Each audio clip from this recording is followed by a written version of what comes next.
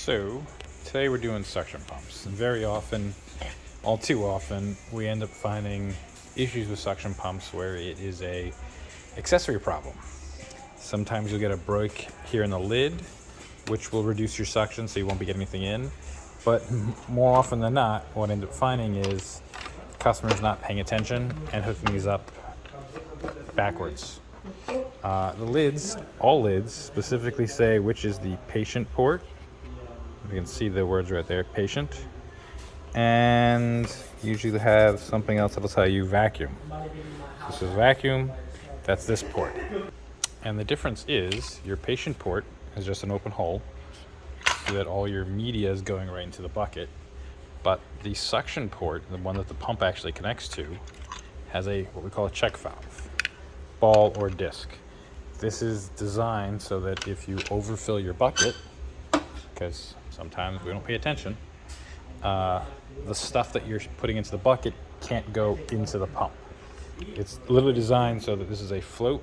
I don't know if you can hear that. As fluid or whatever goes in there, that plastic piece rises up and eventually cuts off this hole here so that nothing from the bucket will go into the pump. Because if it goes into the pump, your pump is garbage at that point. You know, depending on what you're suctioning, nobody's going to rebuild that thing. If it gets in there bad enough, the cost to rebuild this is more than the pump itself. So pay attention to where you're putting your suction. And again, if you are hooked correctly and you're still not getting any suction, the easiest way is to actually pull the hose off of the vacuum, put your thumb over it, and you should feel a lot of suction coming from your pump. That tells you the pump isn't your issue, and the hose between the bucket and the pump isn't your issue.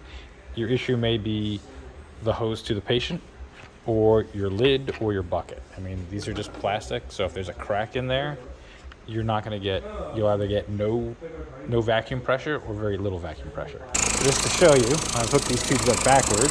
Here is our patient suction. And if you see, I will occlude it, and I'm not really getting any suction because I'm hooked up backwards. Now when we hook it up correctly,